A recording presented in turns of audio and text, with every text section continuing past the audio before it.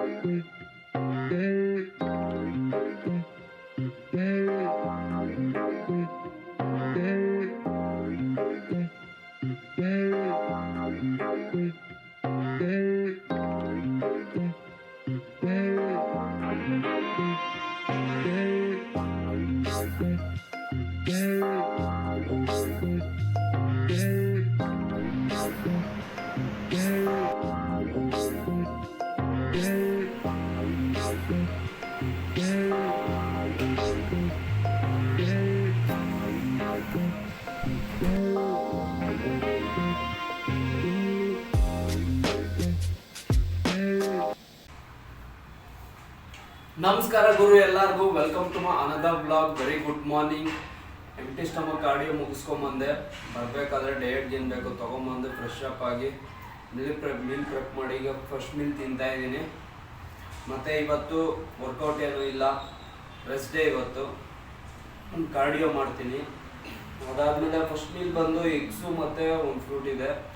ಈಗ ಎಷ್ಟೋ ಜನ ಓಲೆಕ್ಸ್ ತಿನ್ನಲ್ಲ, ಬೇರೆ ಎಗ್ ವೈಟ್ ಮಾತ್ರ ತಿಂತಾರೆ. ಓಲೆಕ್ಸ್ ತಿಂದರೆ ಫ್ಯಾಟ್ ಗೇನ್ ಆಗುತ್ತೆ. ಫ್ಯಾಟ್ ತಿನ್ನೋದ್ರಿಂದ, ಹೆಲ್ದಿ ಫ್ಯಾಟ್ಸ್ ತಿನ್ನೋದ್ರಿಂದ ಫ್ಯಾಟ್ ಗೇನ್ ಆಗಲ್ಲ. ನೀವು ಎಕ್ಸಸ್ ಆಗಿ ಏನು ತಿಂದ್ರೂ ಫ್ಯಾಟ್ ಗೇನ್ ಆಗುತ್ತೆ. ನೀವು ಎಕ್ಸಸ್ ಕ್ಯಾಲರೀಸ್ ಏನು ಕೊಟ್ರು ಫ್ಯಾಟ್ ಗೇನ್ ಆಗುತ್ತೆ. ಫ್ಯಾಟಿಂದ ಮಾತ್ರ ಫ್ಯಾಟ್ ಗೇನ್ ಆಗಲ್ಲ. ಹೆಲ್ದಿ ಫ್ಯಾಟ್ಸ್ ಜಾಸ್ತಿ ನಮಗೆ ಬಾಡಿಗೆ ಜಾಸ್ತಿ ಯೂಸ್ಫುಲ್ ಆಗುತ್ತೆ, ಹಾರ್ಮೋನಲ್ ಹೆಲ್ತ್ಗೆ. ಇದರಿಂದ ಫ್ಯಾಟ್ ಲಾಸಲ್ಲಂತೂ ಇನ್ನೂ ಜಾಸ್ತಿ ಯೂಸ್ ಆಗುತ್ತೆ. ಯಾಕಂದರೆ ನಮ್ಮ ಟೆಸ್ಟೋಸ್ಟೆರಾನ್ ಲೆವೆಲ್ ಜಾಸ್ತಿ ಲೋ ಇರುತ್ತೆ. ಟೆಸ್ಟೋಸ್ಟೆರಾನ್ ಲೆವೆಲ್ ಬ್ಯಾಲೆನ್ಸ್ ಮಾಡಬೇಕು ಅಂದರೆ ಹೆಲ್ದಿ ಫ್ಯಾಟ್ ಸೋರ್ಸ್ ಇರಲೇಬೇಕು.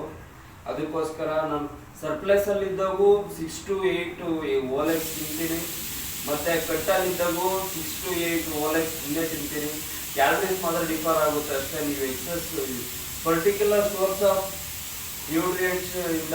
ನ್ಯೂಟ್ರಿಯೆಂಟ್ಸಿಂದ ಫ್ಯಾಟ್ ಗೇನ್ ಆಗಲ್ಲ. ನೀವು ಎಕ್ಸಸ್ ಏನು ಕೊಟ್ಟರು, ಎಕ್ಸಸ್ ಕ್ಯಾಲರೀಸ್ ಕೊಟ್ಟರು ನಿಮ್ಮ ಫ್ಯಾಟ್ಸೇ ಗೇನ್ ಆಗೋದು. ಫ್ಯಾಟ್ಸಿಂದ ಫ್ಯಾಟ್ ಗೇನ್ ಆಗುತ್ತೆ ಅನ್ನೋದು ಇಲ್ಲೇ ಇಲ್ಲ. ಕೊಲೆಸ್ಟ್ರಾಲ್ ಜಾಸ್ತಿ ಇರುತ್ತೆ ಓಲೆಗ್ಗಲ್ಲಿ, ಕೊಲೆಸ್ಟ್ರಾಲ್ ಗೇನ್ ಆಗುತ್ತೆ ಅಂತ.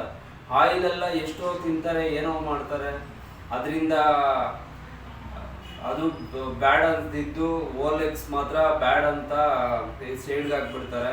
ಆ ಥರ ಎಲ್ಲ ಏನೂ ಇಲ್ಲ. ಆ ಥರ ವೇಸ್ಟ್ ಮಾಡೋಕೆ ಹೋಗ್ಬೇಡ್ರಿ. ಪರ್ಟಿಕ್ಯುಲರ್ ನ್ಯೂಟ್ರಿಯೆಂಟಿಂದ ನಿಮ್ಮ ಫ್ಯಾಟ್ ಗೇನ್ ಆಗಲ್ಲ. ಎಕ್ಸಸ್ ನಿಮ್ಮ ಬಾಡಿಗೆ ಏನು ಕೊಟ್ರು ಅದು ಫ್ಯಾಟ್ಸ್ ಆಗೇ ಸ್ಟೋರ್ ಆಗೋದು. ಅದಕ್ಕೋಸ್ಕರ ಏನು ವೇಸ್ಟ್ ಮಾಡೋಕೆ. ಮತ್ತೆ ಇನ್ನೊಂದು ರಾಂಗ್ ಅಸಂಪ್ಷನ್ನಲ್ಲಿ ಏನಿರ್ತಾರೆ ಅಂದರೆ, ಫ್ಯಾಟ್ ಲಾಸ್ ಜರ್ನಿಯಲ್ಲಿ ಫ್ಯಾಟ್ ಲಾಸ್ ಮಾಡಬೇಕಂದ್ರೆ ರೈಸ್ ತಿಂದರೆ ಫ್ಯಾಟ್ ಗೇನ್ ಆಗುತ್ತೆ ಮತ್ತು ಫ್ಯಾಟ್ ಸ್ಟೋರ್ ಆಗುತ್ತೆ, ರೈಸ್ ಕಟ್ ಮಾಡಬೇಕು ಅಂತ. ನಾನು ಸರ್ಪ್ಲಸಲ್ಲಿದ್ದಾಗ ರೈಸ್ ತಿಂತಾ ಇದ್ದೆ, ಈಗ ಸ್ವೀಟ್ ಪೊಟ್ಯಾಟೊ ತಿಂತಾ ಇದ್ದೀನಿ ಅಂತ ಇದು ಮಾಡ್ಕೊಳಕ್ಕೆ ಹೋಗ್ಬೇಡಿ. ನಾನು ಅವೈಲಬಿಲಿಟಿ ಇರೋದು ಈ ಥರ ನಾನು ಪ್ರಿಪೇರ್ ಮಾಡ್ಕೊಂಡು ಅದು separate, chicken separate, rice separate, ಎರಡೆರಡು ಸರಿ ಕುಕ್ ಮಾಡಬೇಕು ಅಂತ ನಾನೀಗ ಸ್ವೀಟ್ ಪೊಟ್ಯಾಟೊ ಸ್ವಿಚ್ ಆಗಿರೋದು. ಮತ್ತು ಲೋ ಕ್ಯಾಲರೀಸ್ ಇರುತ್ತೆ, ಸ್ವಲ್ಪ ಕ್ವಾಂಟಿಟಿ ಜಾಸ್ತಿ ಇರುತ್ತೆ. ಮತ್ತು ಕಟ್ಟಲ್ಲಿದ್ದಾಗ ಸ್ವೀಟ್ ಕ್ರೇವಿಂಗ್ಸ್ ಎಲ್ಲ ಜಾಸ್ತಿ ಆಗುತ್ತೆ. ಅದು ಇವಾಗ ಕಟ್ಟಲ್ಲಿದ್ದಾಗ ಯಾರಿಗೇ ಆಗಲಿ ಸ್ವೀಟ್ ಕ್ರೇವಿಂಗ್ಸ್ ಏನೇ ತಿಂದ್ರೂ ಅದು ಚೆನ್ನಾಗಿ ಅನಿಸುತ್ತೆ. ಅದಕ್ಕೋಸ್ಕರ ಅದು ಚೆನ್ನಾಗಿ ಅನಿಸುತ್ತೆ. ಅದಕ್ಕೋಸ್ಕರ ನಾನು ಸ್ವಿಚ್ ಆಗಿರೋದಷ್ಟೇ. ಅದಾದಮೇಲೆ ಚಿಕನ್ನು ಮತ್ತು ಸ್ವೀಟ್ ಪೊಟ್ಯಾಟೊ ಎರಡೂ ಸೇರಿ ಒಂದೇ ಸರಿ ಬಾಯ್ಲ್ ಮಾಡಿಬಿಡ್ತೀನಿ. ಎರಡೆರಡು ಸರಿ ಬಾಯ್ಲ್ ಮಾಡೋ ರೈಸ್ ಬೇರೆ, ಚಿಕನ್ ಬೇರೆ ಬಾಯ್ಲ್ ಮಾಡೋ ಥರ ಇರಲ್ಲ ಅಂದ್ಬಿಟ್ಟು ಮಾತ್ರ ನಾನು ನನ್ನ ರಿಕ್ವೈರ್ಮೆಂಟ್ ಪ್ರಕಾರ ನಾನು ಇದು ಮಾಡ್ಕೊಂಡಿರೋದು. ನಾನು ಇವಾಗ ರೈಸು ತಿಂತೀನಿ, ಸ್ವೀಟ್ ಪೊಟ್ಯಾಟೊ ಹೇಳ್ದಲ್ಲ. ಪರ್ಟಿಕ್ಯುಲರ್ ನ್ಯೂಟ್ರಿಯೆಂಟಿಂದ ಫ್ಯಾಟ್ ಅಂತೂ ಗೇನ್ ಆಗಲ್ಲ. ನಿಮ್ಮ ಕ್ಯಾಲರೀಸ್ ಅಷ್ಟೇ ಮ್ಯಾಟ್ರ್ ಆಗೋದು. ನಿಮ್ಗೆ ಏನು ರಿಕ್ವೈರ್ಮೆಂಟ್ ಇರುತ್ತೋ ಫ್ಲೆಕ್ಸಿಬಲ್ ಆಗಿ ಇದು ಮಾಡ್ಕೊಂಡು ಹೋಗ್ರಿ.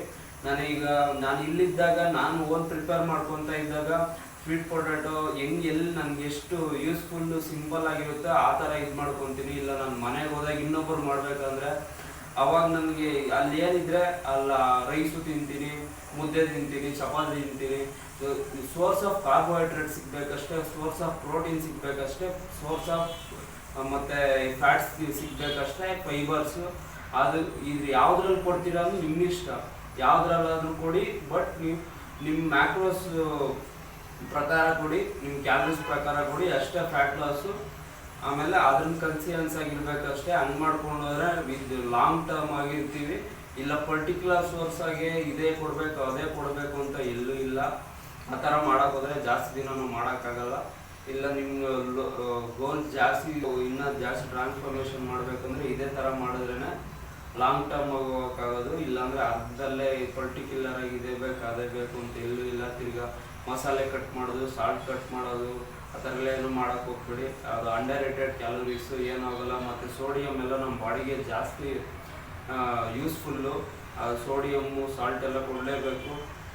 ಅದರಿಂದ ಬೇಜಾನ್ ಹೆಲ್ತ್ ಬೆನಿಫಿಟ್ಸು ಇದೆ. ಮತ್ತು ಕುಡದೇ ಇದ್ದರೆ ಆಗೋ ಡಿಸ್ಅಡ್ವಾಂಟೇಜಸ್ಸು ಜಾಸ್ತಿ ಇರುತ್ತೆ.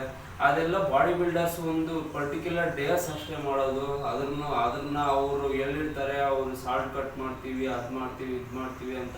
ಅವ್ರು ಪರ್ಟಿಕ್ಯುಲರ್ ಡೇಸ್ ಅಷ್ಟೇ. ಅದೇ ವೀಕು ಮತ್ತು ಮಂತ್ಸು, ಇಯರ್ಸು ಅದು ಯಾರೂ ಮಾಡಲ್ಲ. ನೀವು ಅರ್ಥ ಮಾಡ್ಕೊಬೇಕಷ್ಟೇ ಅದು ಯಾವ ಥರ ಇದೆ ಏನು ಅಂತ. ಅದನ್ನು ಅರ್ಥ ಮಾಡ್ಕೊಂಡು ಮಾಡಬೇಕು. ಇವಾಗ ಎಷ್ಟೊಂದು ಅಪ್ಡೇಟ್ ಆಗಿದೆ. ಇನ್ನೂ ಓಲ್ಡ್ ಸ್ಕೂಲ್ ಥರನೇ ಇರೋಕ್ಕೆ ಹೋಗ್ಬಾರ್ದು. ಯಾವುದು ಓಲ್ಡ್ ಸ್ಕೂಲ್ ಥರ ಇರಬೇಕು ಅದು ಮಾತ್ರ ಇರಬೇಕು.